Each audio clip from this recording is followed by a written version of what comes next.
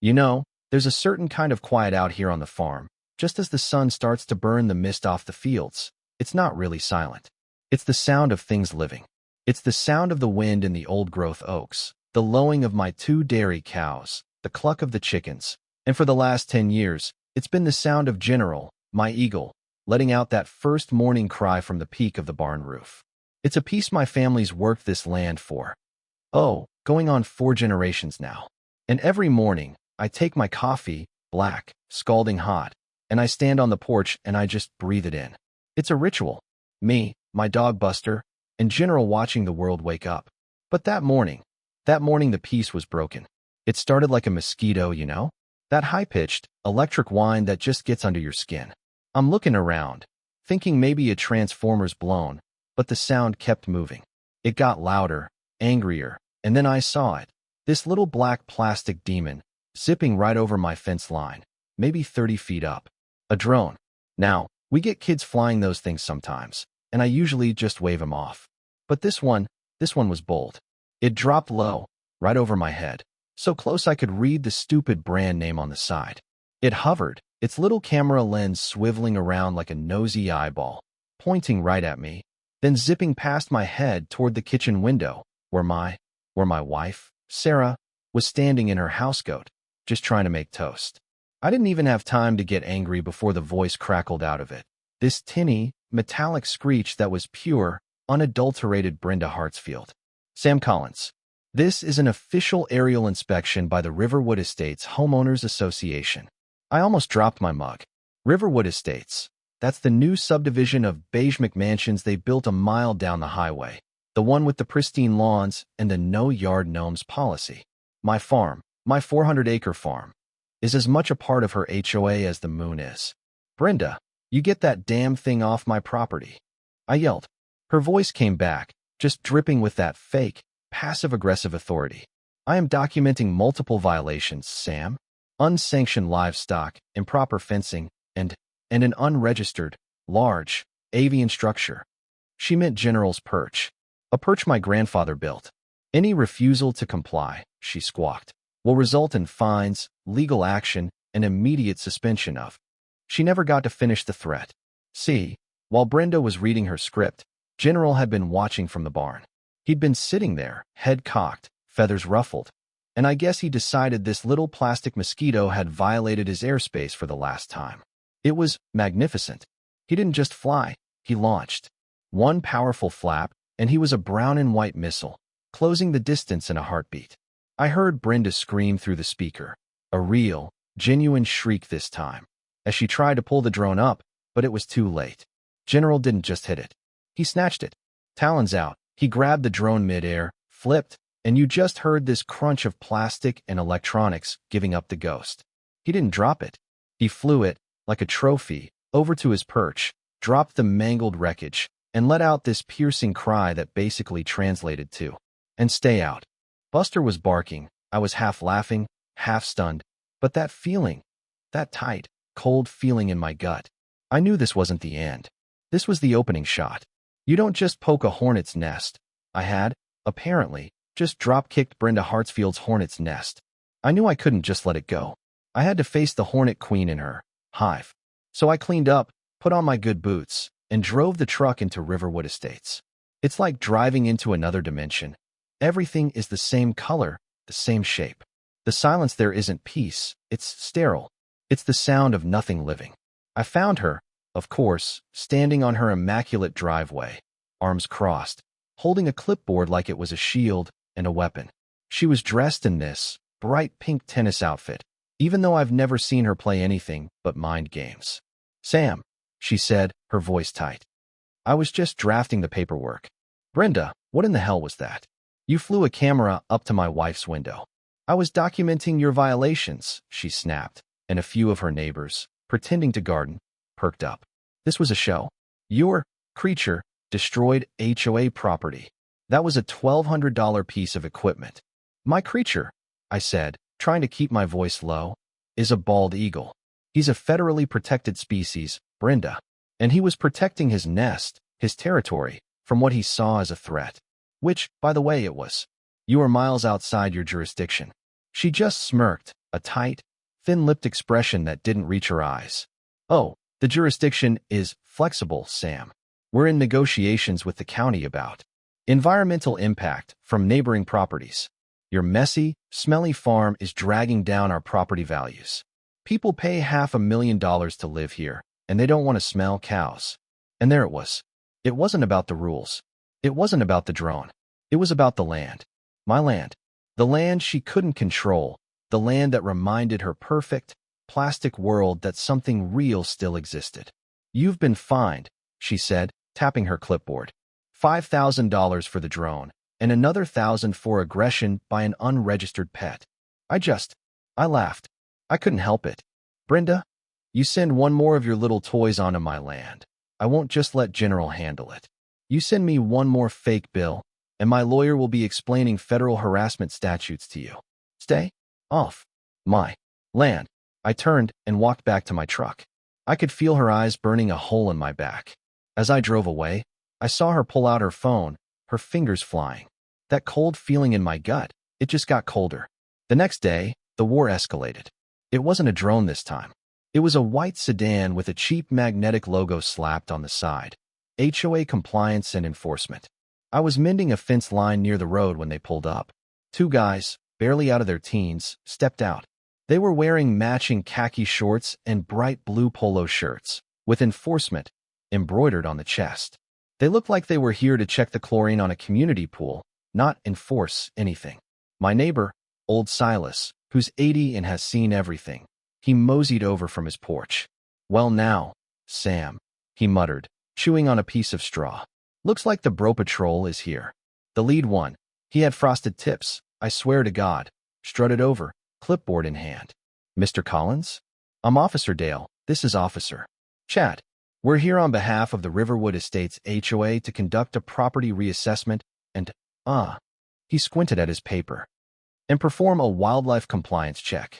"Officer," I said, leaning on my fence post. "You boys look a little young to be officers. And you're trespassing. Again. We have authority from Ms. Hartsfield," Chad chirped, puffing his chest out.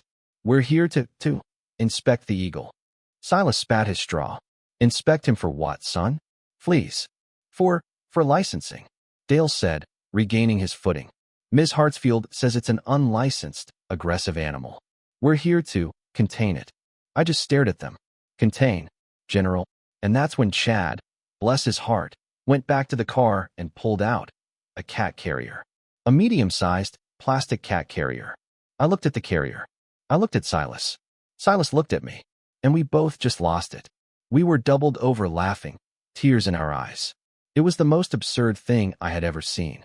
"Son," I finally gasped, wiping my eye. "General's wingspan is 6.5 feet. His talons are 3 inches long. You're gonna put him in that?" The officers just stood there, getting red in the face, as General himself let out a cry from the barn, as if laughing with us. You're obstructing an official HOA. Get off my land." My voice wasn't funny anymore. It was flat. It was cold. "And you tell Brenda, she's poking the wrong bear." They scrambled back into their little sedan and sped off, tires spinning in the gravel. But the victory felt hollow. This was stupid, but it was escalating. Sure enough, before I'd even finished the fence, my friend Jenna, the local large animal vet, pulled up in her beat-up truck. She's smart, sharp, and knows the law better than most lawyers. "Sam," she said, hopping out, no greeting. "I just got a call. Brenda Hartsfield is at the county commissioner's office right now. She's filing a formal complaint about a dangerous, unrestrained predator on your property." "What?" "She's not just HOA anymore, Sam. She's trying to use the county against you. She's claiming General is a threat to public safety, to children. She's trying to get a court order to have him removed." The blood drained from my face. This wasn't about fines or cat carriers anymore. This was real. She was trying to take him. She was trying to take the living, breathing symbol of my family's legacy. "Jenna, what do I do?" "You fight back." But not her way. Our way. The next few days were a blur. Jenna helped me pull every piece of paper I had, my grandfather's original license for rehabilitation, my own permits, federal registrations. It turned out, my registration renewal had lapsed. An oversight. A piece of paper I'd forgotten to file 6 months ago. This is what she'll use, Jenna said, her face grim. She found a loophole. We have to fix this now. But before we could even get the paperwork filed, Brenda launched her own Operation Eagle Freedom, or some damn fool name she'd made up. I woke up to the sound of engines. Not just one. Lots of them. I ran outside, coffee forgotten. It looked like a circus was invading. There was a U-Haul truck, 2 of those enforcement sedans, and Brenda, in a camouflage jacket 2 sizes too big, riding on a golf cart with a flashing yellow light on top. She had a megaphone. Sam Collins. By order of the Riverwood Estates Environmental Committee, you are in violation of. A small militia of about 5 homeowners in matching blue t-shirts were milling about, looking confused, holding nets. Like butterfly nets. Silas was already on his porch, holding a shotgun. Sam, you need me to discourage him? No, Silas. I yelled. Put that down. That's what she wants. Brenda pointed her megaphone at me. We are here, with a civilian's warrant, to detain the unregistered animal for public safety. Brenda, that's not a thing. You can't just print a warrant. We are here to protect the community, she shrieked. And she pointed at the barn. Advance. Phase 2. Her little militia looked at each other, then at General, who was sitting on the barn roof, looking utterly bored by the whole thing.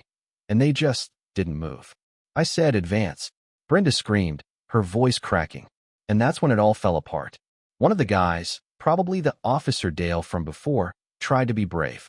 He lifted his net and took a step, tripped over a rake I'd left out, and fell face first into a fresh pile of cow manure. The entire militia just stopped. The guy on the ground was sputtering, covered in, well, you know. And Brenda, her face was a color I'd never seen in nature. Jenna, who had pulled up behind them, just laid on her truck horn. Away a wonk. The whole army just dissolved. They dropped their nets and just walked back to their cars, peeling off their stupid blue shirts. The guy in the manure just ran, leaving his shoes behind. It was just Brenda, alone, on her golf cart, humiliated. She just stared at me, her face. It wasn't just anger anymore. It was hate. A deep, cold, bottomless hate. She didn't say a word. She just put the golf cart in reverse, turned around, and drove away. The U-Haul followed. Well, Silas called out, lowering his gun. That was something. Jenna walked up, shaking her head, but she was smiling. You can't win against that level of stupid, Sam. But you've embarrassed her. Badly. That's dangerous. I know, I said, watching the dust settle. This isn't over. She was quiet for a week. Too quiet. The lapse permit. It was becoming a real problem. Jenna was pulling strings, but the bureaucracy was slow. And in that silence, Brenda found a new weapon. She hired a professional. This time, the vehicle was a sleek, black truck. Avian Tactical Solutions was printed on the side. A man got out. Chad wasn't his name. This guy's name was Mr. Thorne. He was all business. He wore a utility vest, sunglasses, and carried a heavy-duty case. Brenda was with him, but she stayed in her car, watching. Mr. Collins, Thorne said, his voice smooth. I've been retained by Ms. Hartsfield. I'm a licensed wildlife professional. I have concerns about your raptor. He's not a raptor, he's General. He's an unregistered, aggressive specimen, sir. And my job is to relocate aggressive specimens, especially those that attack private property. He opened his case. Inside was another drone. But this wasn't a toy. This thing was military grade. It was huge, black, and had a net gun mounted on the bottom. Now, he said, powering it up. We can do this the easy way or the hard way. You're not. You can't shoot him. It's a non-lethal deterrent. It'll just snag him. We'll bring him down, cage him, and transport him to a facility where he can be re-educated. My blood ran cold. You stay the hell away from him. Not your choice, Mr. Collins. He launched the drone. It shot up with a roar, not a whine. It was fast, powerful. General took to the air, screeching, not in challenge, but in confusion. This was different. The drone chased him. It cornered him. It was firing the net. Pop, pop, pop. General was dodging, twisting, diving. He was panicked. And I was helpless. I was watching my father's bird, my friend, get hunted on his own land, and I couldn't do a damn thing. I was screaming. Jenna and Silas had run over. They were screaming, too. Thorne was just smiling. Almost got him. The drone had General lined up. It was going to fire the last net. And then, from the sun, a second shadow. It came out of nowhere. A second eagle. Bigger. Darker. This one was wild. Truly wild. I'd seen him around, hunting the river. A massive, older bird we called Old Man. Old Man. He didn't attack the drone.